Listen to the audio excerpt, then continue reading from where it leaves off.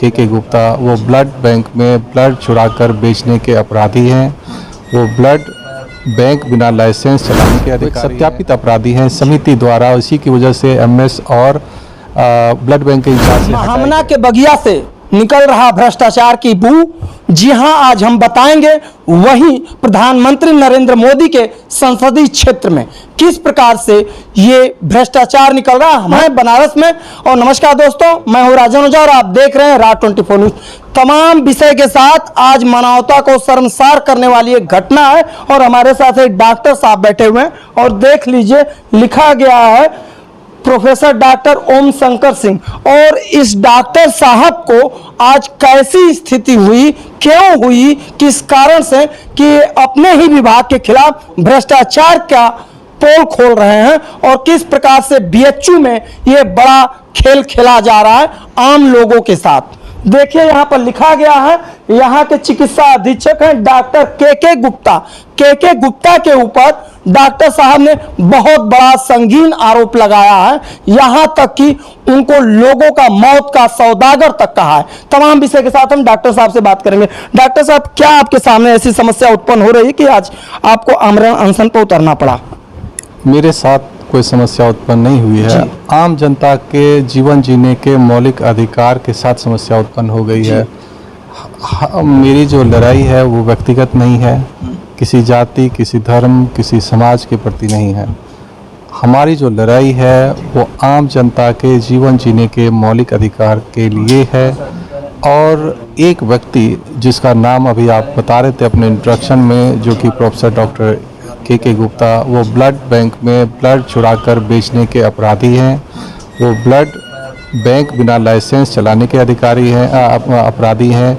और उन्होंने और भी अनियमितताएं ब्लड बैंक में की हैं, वो उनके सत्यापित अपराधी हैं। उसके बाद इसी वजहों से पहले चिकित्सा अधीक्षक और ब्लड बैंक से हटाए गए थे 2016 में। फिर वो अपने अपराध की वजह से किसी न किसी तरह से फिर से आज से 3 साल पहले फिर से चिकित्सा अधीक्षक बन गए थे और उसके बाद फिर से अपना अपराध शुरू कर दिया उन्होंने। एक अपराधी का काम था, वो भ्रष्टाचार उनके रग रग में बसता है, हर खून की जो पूरी धमनियों में खून में बसता है भ्रष्टाचार उनके। और फिर से जब चिकित्सा अधीक्षक बने तो हम लोग जो स्वास्थ्य के मौलिक अधिकार की लड़ाई इस देश में लगभग 1.5 दशकों से लड़ रहे हैं कि हर जनता को स्वास्थ्य के मौलिक अधिकार मिले, शिक्षा के मौलिक अधिकार मिले। और सरकार जो है स्वास्थ्य और मौलिक और शिक्षा के लिए अपने बजट में, चाहे केंद्र हो या राज्य हो, 10% बजट का प्रावधान करे, कुल बजट का।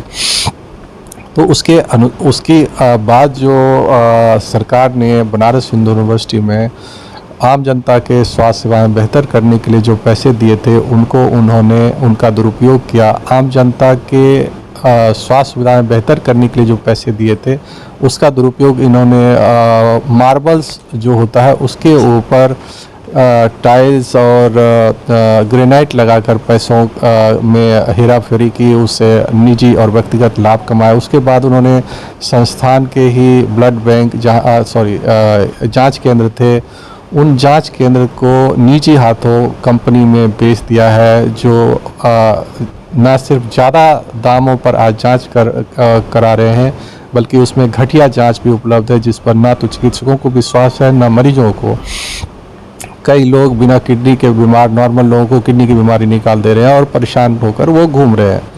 उसके बाद ये जो चिकित्सा अधीक्षक महोदय हैं, आपने चूँकि एक अपराधी व्यक्ति है, पहले से सत्यापित अपराधी है, जिसको समिति ने, ये आरोप नहीं है मेरा, वो एक सत्यापित अपराधी हैं समिति द्वारा। इसी की वजह से एमएस और ब्लड बैंक के इंचार्ज से हटाए गए थे और फिर से बन गए थे अपने अपराधों की वजह से फिर से। तो ये आरोप नहीं है, ये सत्यापित अपराधी है। और अब जो बने इस बार, तो चूंकि मैंने पहले हटवाया था इनको इनके पद से, तो अब वो मुझसे खुंदस निकालने के चक्कर में आम जनता के जीवन जीने के अधिकार के साथ खिलवाड़ कर रहे हैं। और जो हृदय विभाग को 41 बेड आज से 2.5 साल पहले सुपर स्पेशलिटी विंग में बना था, पहले तो उस पर ताला लगाकर 2.5 साल रखा, जिससे 35,000 से ज़्यादा मरीजों को बेड खाली रहते हुए बेड नहीं मिला। और जो उसमें से ज़्यादातर लोग तो निजी अस्पतालों के शोषण के शिकार हुए और हज़ारों लोग तो बिना इलाज के जिनकी जानें बचा सकती थी जानें चली गई। तो इसलिए इस अपराधी के विरुद्ध जो है इनको जेल भेजने की जंग है और इसको नौकरी से हटवाने की और इस बगिया को साफ करने की एक लड़ाई है।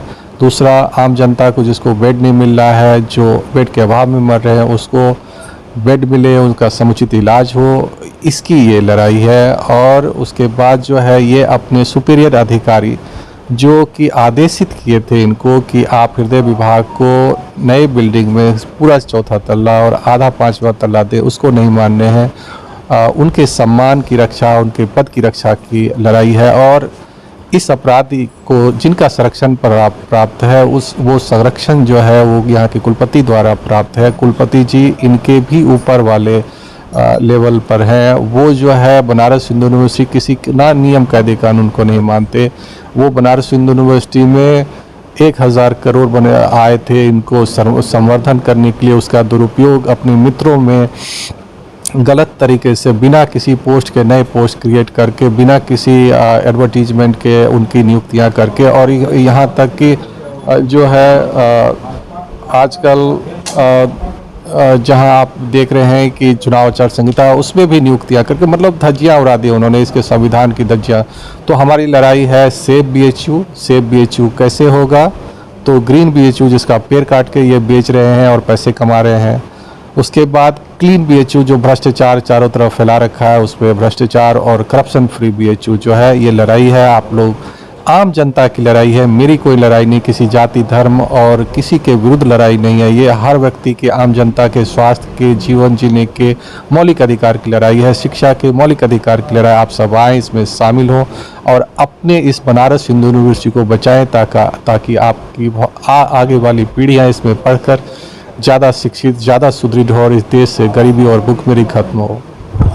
सोचिए डॉक्टर साहब ने कितना बड़ा बात कहा है कि जिस प्रकार से ये बीएचयू में कैसे भ्रष्टाचार का खेल खेला जा रहा है, और वहीं हमारे देश के यशस्वी प्रधानमंत्री नरेंद्र मोदी जी और सूबे के मुख्यमंत्री योगी आदित्यनाथ कैसे बोलते हैं कि जीरो टॉलरेंस यानी भ्रष्टाचार मुक्त हमारा प्रदेश होगा, और कैसे उन्हीं के संसदीय क्षेत्र में किस प्रकार से भ्रष्टाचार की बू निकल रही है। और आज ये डॉक्टर जो बैठे हैं, जो भगवान का रूप कहे जाते हैं, एक असली भगवान है, और जो दूसरा जो है जल्लाद बैठा हुआ जिसे खून का सौदागर कहा जाए, मौत का सौदागर कह ले तो भी भैया कोई गुरेज नहीं है। क्योंकि जिस प्रकार से डॉक्टर साहब ने ये आरोप लगाया है, क्या हमारे देश के प्रधानमंत्री अंधे हो गए हैं? कल आए थे यहाँ पर पर्चा दाखिला करने के लिए, क्या हमारे प्रदेश के मुख्यमंत्री योगी आदित्यनाथ जो हैं वो अंधे बहरे हैं? अरे देखिए महाराज, क्यों बीएचयू की इस बगिया को कलंकित आप लोग कर रहे हैं। और जिस प्रकार से यहाँ पर सबसे बड़ा खेल, लोग यूपी क्या बिहार से भी बीएचयू में आते हैं इलाज कराने के लिए, और लोग सोचते हैं कि हमारा मुफ्त में इलाज हो जाएगा। और इन्होंने कहा कि प्राइवेट जांच वालों को जिस प्रकार से यहाँ पर अंदर घुसा दिया गया है, ये तमाम खेल है दोस्तों, और ये जांच का विषय है।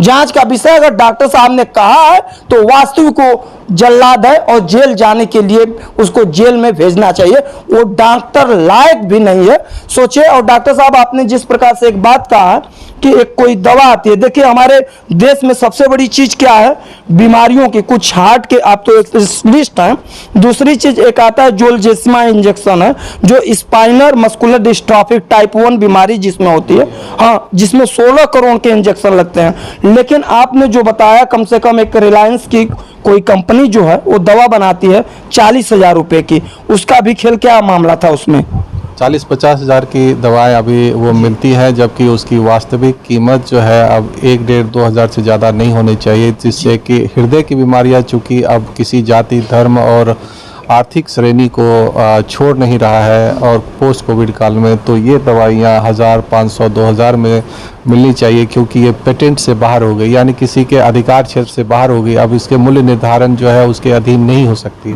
इसलिए सरकार को तुरंत प्रभाव से इस पर कार्य करना चाहिए और वो दवा को 1000 रुपया में उपलब्ध करा दें, जिससे कि हर साल लाखों आदमी की जानें बचाई जा सकती है, और ये दवाएं कहीं भी लगाई जा सकती है अन्य दवाओं की तरह। इसलिए अगर आप इन दवाओं को अगर आप नहीं लगाते हैं तो इस कंपनी को हो सकता है कुछ हज़ार का फ़ायदा हो, लेकिन उस कुछ हज़ार से कुछ लाखों की जानें बचाई जा सकती है। दोनों में निर्णय लेना होगा प्रधानमंत्री महोदय कि जो रिलायंस इंडस्ट्री को कुछ हज़ार करोड़ का फ़ायदा पहुंचवाना है या आम जनता के लाखों आम जनता की जानें हर वर्ष बचानी है। चलिए, आपका बहुत बहुत धन्यवाद डॉक्टर साहब। देखिए किस प्रकार से एक डॉक्टर जो है अपनी जिंदगी की बाजी लगा करके आज आमरण अनशन पर बैठा हुआ है और तमाम तरह से बीएचयू में ये खेल हो रहा है। और हमारे देश के प्रधानमंत्री सोच रहे हैं स्वच्छ भारत, सब लोगों को जीने का अधिकार है। और जिस प्रकार से विकास की ढिढोरा पीटे हैं ये भैया बीएचयू का एकमात्र बानगी बर है। विभिन्न हॉस्पिटलों में देख लिया जाए तो लोग ऐसे मर रहे हैं। और जिस प्रकार से कोरोना काल में भी आपने देखा होगा कि बेड रहते हुए हॉस्पिटलों में बेड नहीं मिला था, लोग कैसे मर रहे थे। तो ये हकीकत सरकार की पोल खोलती है। चलिए, तब तक के लिए कैमरा पर्सन राहुल पांडे के साथ वाराणसी से राजन ओझा की रिपोर्ट। धन्यवाद, शुभकामना।